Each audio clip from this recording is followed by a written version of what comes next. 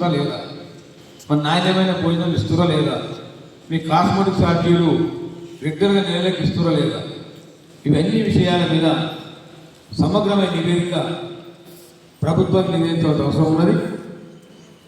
మరి స్కూల్లో ఏమన్నా మంచి సమస్య ఉందా, ఏదైనా మంటశాల సమస్య ఉందా, టీచర్స్ ఏమైనా తక్కున్నారా, ఉన్న వాళ్ళ విద్యాభావం సరిగ్గా చేస్తలేరా, ఇవన్నీ విషయాలు తెలుసుకుందామని ఇక్కడికి రావడం జరిగింది.